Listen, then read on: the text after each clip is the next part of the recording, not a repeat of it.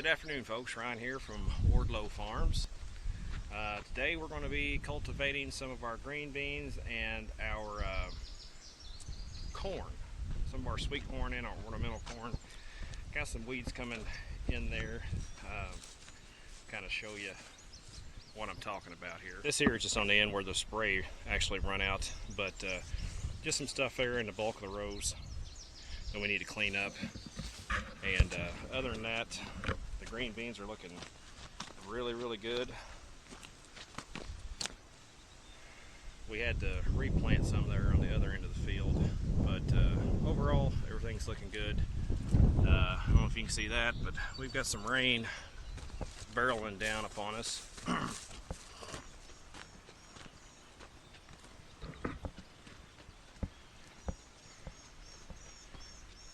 Here's our cultivator.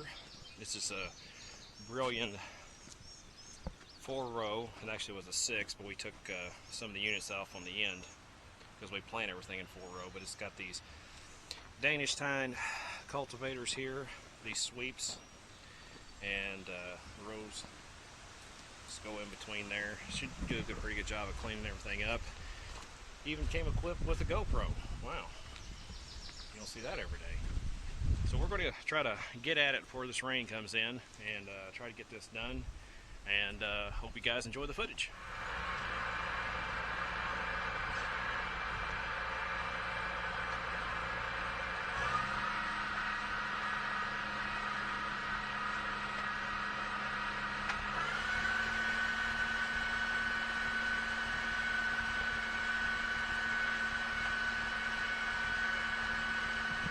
Well, it just came a pretty good shower of rain, which I'm not going to complain because it's been getting pretty dry, and we actually need some rain. But it didn't really do anything to keep us out of the field, so we're going to get back to cultivating. Dalen didn't even stop. He's still down there chopping tomatoes out. Back at it.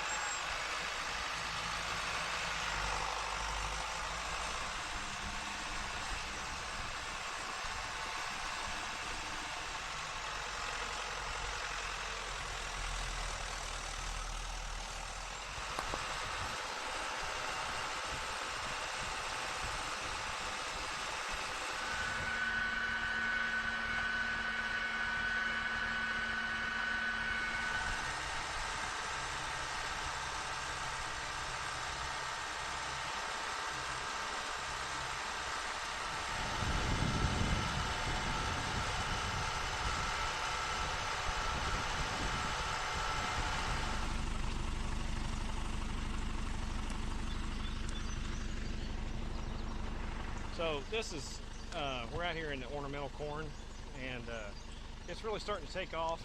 It's a little bit of yellow, which most of the time in corn, when you see it that it's a little bit yellow, it's a nitrogen deficiency. However, we just knifed in liquid nitrogen on this, so I believe more than anything, we just need a rain. And I know not too long ago I was complaining. It seemed like every day, it's raining every day, we can't get nothing done. And then now it's been kind of dry for the past 2 weeks, so we could use a rain right now to get these crops start really growing, because we've got the heat now.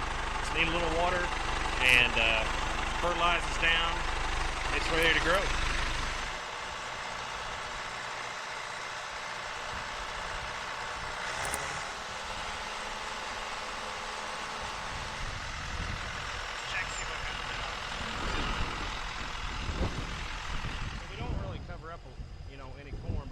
Fast enough where we're trying to throw a little bit of dirt around the corn that just kind of covers up the weeds to if they don't have weeds, don't have sunlight, then they can't live, and at least it will delay their growth a little bit longer until we can cultivate it again. It just tries to delay them from coming back. So, again, ornamental corn here. This is all non-GMO. It's not Roundup ready, so we have to cultivate and do a lot of other things try to keep the weeds from coming in, or we'll be fighting weeds all year long. The biggest thing about controlling weeds is getting on them early. The earlier you can start to control them, the better off you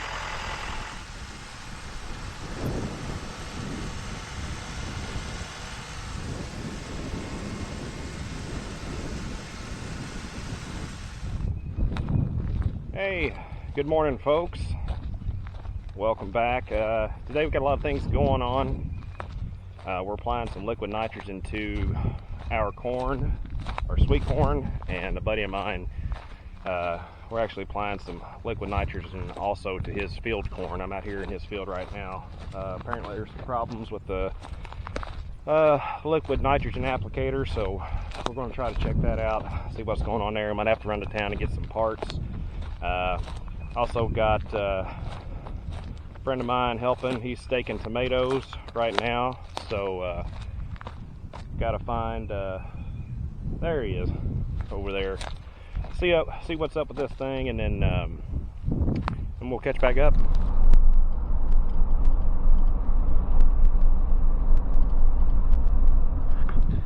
So after a trip to Tractor Supply, we're back here at the farm. There is the liquid nitrogen applicator.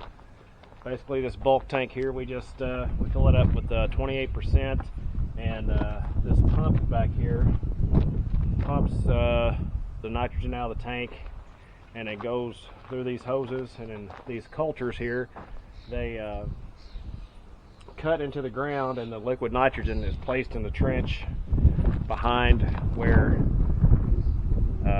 the cultures dig into the ground. So that's kind of how that works. It covers 12 rows. We rented this from the co-op, as I stated in a couple of videos ago, and you know, we've had to replace quite a few hoses on it. Looked like it hadn't been used in a while, but we're going to get at it and go and put some liquid nitrogen on the sweet corn, possibly the Indian corn. I believe we've got enough in this tank. We're putting on about 40 gallons an acre, so it looks like there's roughly 500 gallons there, so we got plenty. And surprisingly enough, the old 6210 was pulling this thing. I didn't think it would. We were going to use, my buddy was going to use his case tractor, but it didn't have enough horsepower to pull it. So we had to use the John Deere, you know, rightfully so. But in all seriousness, his tires are just spread out too far, so they were running over some corn, and my tractor here, it'll straddle 2 rows and not run over any corn. We didn't even know if this was going to pull it. They don't pull real hard. It's just it's a lot of weight back there, and this tractor doesn't weigh as much compared to that case over there. So anyway, we're going to head down the road and see if we can't get this done before we break something.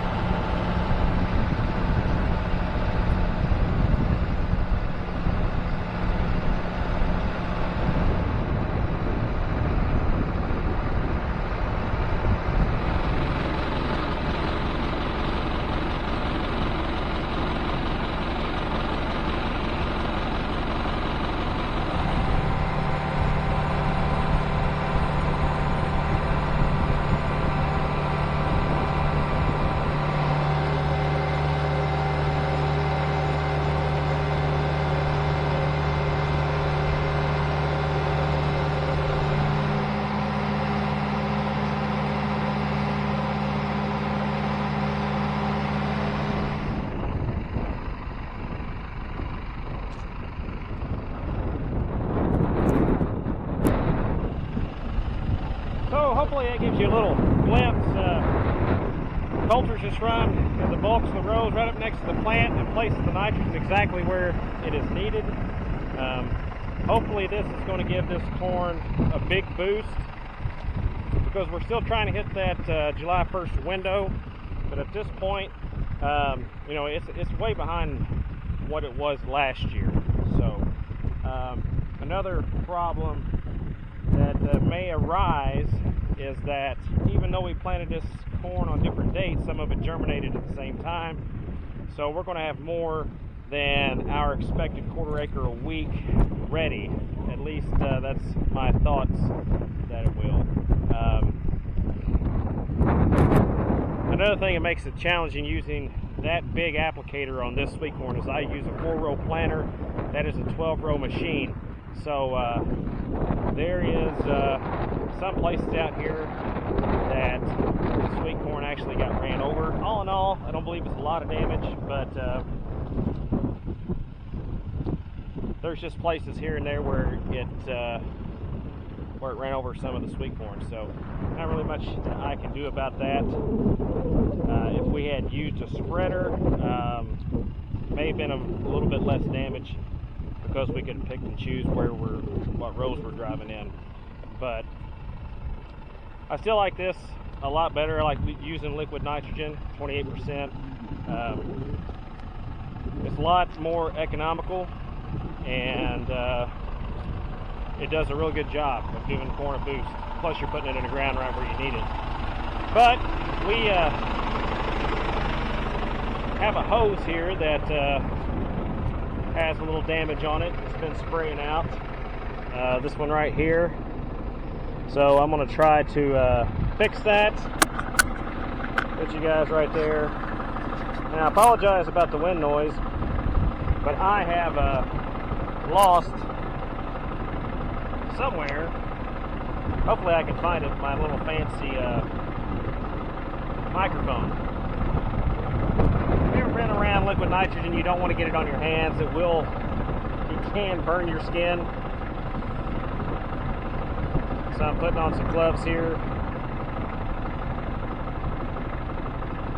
Basically what we're going to do, we're just going to take this hose off, and we're going to cut it past where the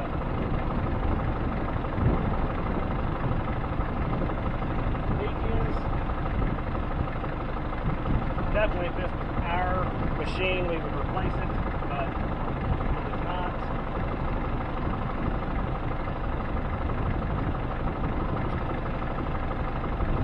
That's why we pay rental fees.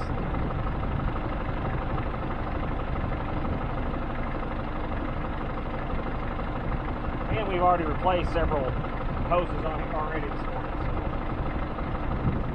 So we made it back to the barn, folks, and looks like we used had about 500 gallons, so we used about 250 gallons or so, which is about right for that field. We went ahead and applied some nitrogen to our ornamental corn too. It's a little bit on the small side, but we went ahead and did it since we've got the applicator here, and not sure how long we are going to have it.